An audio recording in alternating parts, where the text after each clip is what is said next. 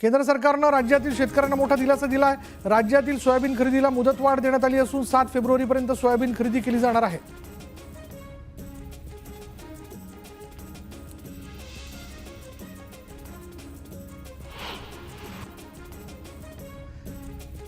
सैफ चाकू हल्ला प्रकरणातील आरोपी शरीफुलचा चेहरा सीसीटीव्हीत दिसणाऱ्या व्यक्तीशी जुळलाय, त्यामुळे पोलिसांच्या तपासाला आता वेग येणार आहे। आता आरोपी शरीफुलचे फिंगरप्रिंट जुळवण्याचं आव्हान पोलिसांसमोर आहे।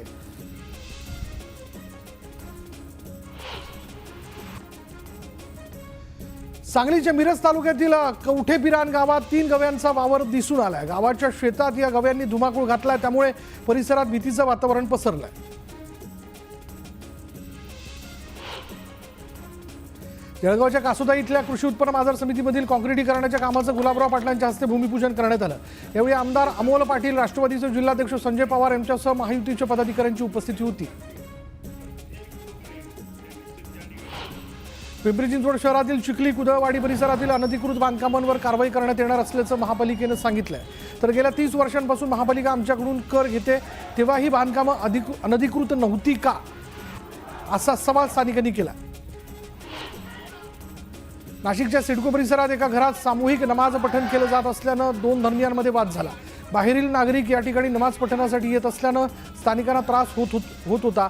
घरातील सामूहिक नमाज पठण बंद करण्याची मागणी करत स्थानिकांनी आंदोलन केलं, त्यामुळे परिसरात तणावाचं वातावरण निर्माण झालं। संभाजीनगरच्या किराडपुरा भागात महानगरपालिकेकडून दूषित पाण्याचा पुरवठा केला जातोय। दूषित पाण्यामुळे नागरिकांचं आरोग्य धोक्यात आलंय। दरम्यान पालिका या समस्येकडे दुर्लक्ष करत असल्याचा आरोप नागरिकांनी केला। महसूल मंत्री चंद्रशेखर बावनकुळे यांचं अमरावतीत स्वागत करण्यात आलं। विदर्भाचं कुलदैवत असलेल्या अमरावतीच्या अंबादेवी एकविरा देवीचं चंद्रशेखर बावनकुळेंनी दर्शन घेतलं। मुक्ताईनगरमध्ये 12 दिवसांपासून कोळी बांधवांचं ठिय्या आंदोलन सुरू आहे। कोळी बांधवांचे हजारो दाखले प्रलंबित असून प्रशासनाने दाखले देण्यात दिरंगाई केल्याचा आरोप कोळी बांधवांनी केला। जळगाव जिल्ह्यातील महिला बचत गटांना 500 कोटींचं कर्ज वितरण करण्याचं उद्दिष्ट ठेवण्यात आलं आणि यातून बँकांनी महिलांना वैयक्तिक कर्ज द्यावं अशा सूचना जिल्हाधिकारी यांनी बँक अधिकाऱ्यांना दिल्या।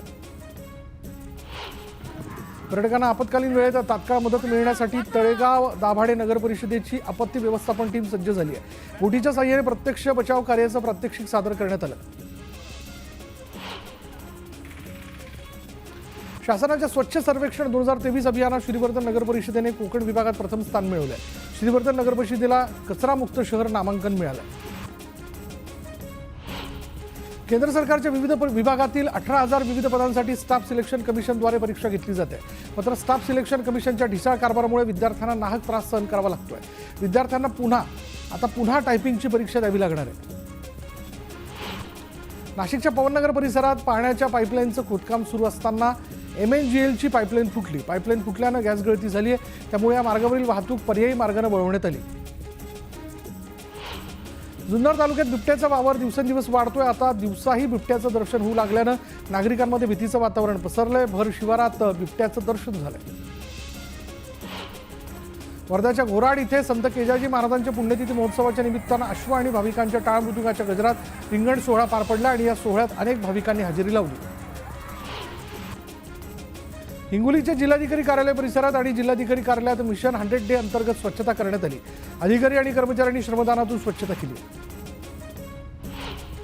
मालेगावात किरीट सोमय्यांविरोधात मायनॉरिटी डिफेन्स कमिटीतर्फे धरणे आंदोलन करण्यात आलं। तोंडाला काळ्या पट्ट्या बांधून सोमय्यांचा हस्तक्षेप खपून घेणार नाही असा इशाराही देण्यात आला। जळगाव जिल्ह्यातील केळी पिकावर कुकुंबर मोझॅक व्हायरसचा प्रादुर्भाव झाला, त्यामुळे 70,000 हेक्टरवरील पीक बाधित होण्याचा धोका वाढलाय। नुकसान होण्याच्या भीतीनं शेतकऱ्यांच्या चिंतेत भर पडली आहे। सर्व शिक्षण संस्थांमध्ये संशोधनासाठी प्रयोगशाळा उभारणं देशाची गरज असल्याचं मत उच्च व तंत्र शिक्षण मंत्री चंद्रकांत पाटील यांनी व्यक्त केलं। जालना सिल्लोड जळगाव रेल्वे मार्गावरून शिवसेना आणि भाजपा श्रेयवादाची लढाई सुरू झाली आहे। रावसाहेब दानवे आणि अब्दुल सत्तार यांच्या समर्थकांकडून श्रेयवादाची लढाई सुरू झाली आहे। पुणे जिल्ह्याच्या खेडमध्ये प्राथमिक शिक्षकाकडून पाणी बचतीबाबत जनजागृती करण्यात येते। शिक्षक संजय नाईकरे यांचा डॉल सेज सेव्ह वॉटर या उपक्रमाचं कौतुक होत आहे। नागपुरात रस्ता सुशोभीकरणासाठी रस्त्याच्या दुभाजकावर लावण्यात आलेल्या जवळपास 602 झाडं अज्ञाताकडून तोडण्यात आली. तोडलेल्या झाडांमध्ये 450 अशोकाची झाडं तर 152 पामच्या झाडांचा समावेश आहे. या झाडांच्या देखरेखीवर 56 लाखांचा खर्च करण्यात आला होता. या प्रकरणी पोलिसांकडून अधिकचा तपास सुरू आहे. छत्रपती संभाजीनगरमध्ये यंदा कापसाचा भाव 7,000च्या पुढे जात नसल्यानं कापसाच्या दरवाढीची आशा मावळली आहे. भाव वाढण्याच्या अपेक्षेने घरात कापूस साठवून ठेवलेल्या शेतकऱ्यांचं आर्थिक बजेट कोलमडलंय. गंगाखेड शहरातील वेताळ गली परिसरात एका व्यक्तीने गळफास घेत आत्महत्या केली. आत्महत्येचं कारण अद्यापही अस्पष्ट असून पोलिसांनी गुन्हा दाखल केला. वाढती गुन्हेगारी नियंत्रणात येण्यासाठी यवतमाळ जिल्हा पोलीस अधीक्षकांनी नवीन पॅटर्न राबवण्याचा संकल्प केला. त्याला ग्राम सुरक्षा दल असं नाव देण्यात आलंय. जिल्ह्यातील 31 पोलीस स्टेशन अंतर्गत येत असलेल्या 2000 पेक्षा अधिक गावांमध्ये हे दल राहणार आहे. छत्रपती संभाजीनगरमधील धक्कादायक प्रकार समोर आला. पाळीव कुत्र्यानं त्यांच्या मालकिणीसमोरच भटक्या कुत्र्यावर हल्ला करत त्याला रक्तबंबाळ केलं. मात्र कुत्र्याची मालकीण हा सर्व प्रकार पाहत उभी राहिली. तिने कोणत्याही प्रकारचा हस्तक्षेप केला नाही. त्यामुळे भटक्या कुत्र्याला त्याचा जीव गमवावा लागला आणि या घटनेविरोधात कुत्र्याच्या मालकिणीवर जव्हार पोलीस स्टेशन ठाण्यामध्ये गुन्हा दाखल करण्यात आला. सोलापूर जिल्हा बर्ड फ्लूचा धोका टाळण्यासाठी प्रशासनाकडून योग्य त्या उपाययोजना इथे करण्यात येत आहेत. त्यासाठी पोल्ट्री फार्म धारकांकडून योग्य ती दक्षता घेतली जाते. महाडजवळील वीर रेल्वे स्थानकावरून शेगाव अमरावतीसाठी 1 दिवसाची विशेष रेल्वे गाडी सोडण्यात येणार आहे. 11 फेब्रुवारीला ही रेल्वे रात्री 10 वाजता वीर रेल्वे स्थानकावरून सुटणार आहे. अलिबाग तालुक्यातील मिळकतखार खाडीत बेकायदा भराव टाकण्यात आला. त्याविरोधात शेतकरी आक्रमक झालेत. राख थेट कांदळवनाच्या मुळावर पडल्यानं शेतकरी संकटात सापडला.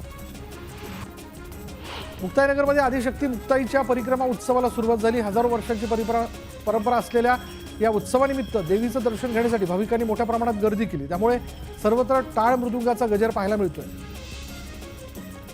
छत्रपती संभाजीनगरच्या पाणीपुरवठा योजनेचं काम 90% पूर्ण झालं आणि त्यामुळे एप्रिलपासून शहराला 1 दिवसाआड पाणीपुरवठा सुरू करणार असा विश्वास पालकमंत्री संजय शिरसाट यांनी व्यक्त केला.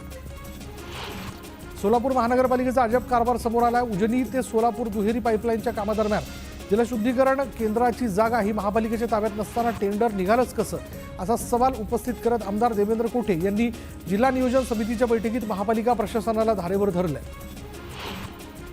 धाराशिवमधील अतिक्रमण हटवण्यास सुरुवात करण्यात आली आहे. बांधकाम विभागानं पहिल्याच दिवशी तब्बल 200 अनधिकृत बांधकामं जमीनदोस्त केली आहे. तर आणखी 400 अतिक्रमण काढली जाणार असल्याची माहिती समोर येते.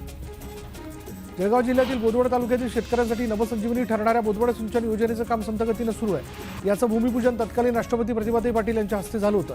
त्यामुळे या योजनेला गती कधी मिळणार याकडे सर्वांचंच लक्ष लागलंय. मालेगाव शहरातील एका लॉन्समध्ये शिरलेल्या बिबट्याला रूममध्ये बंद करणाऱ्या शाळकरी मुलाला राष्ट्रीय शौर्य पुरस्काराने सन्मानित करण्यात आलं. मोहितने दाखवलेल्या धाडसाची दखल घेत भारतीय बाल कल्याण परिषदेने त्याचा गौरव केला. राज्यातील सर्वसामान्य नागरिकांच्या प्रवासासाठी कधी काळी सेवेस तत्पर असलेली एसटी महामंडळाची बस सध्या खेड्यापाड्यातून गायब झालेली आहे. तर लांब पल्ल्याच्या मार्गावर एसटी बसेसऐवजी खासगी बस धावतायत आणि त्यामुळे ग्रामीण भागात प्रचंड हाल सुरू आहे.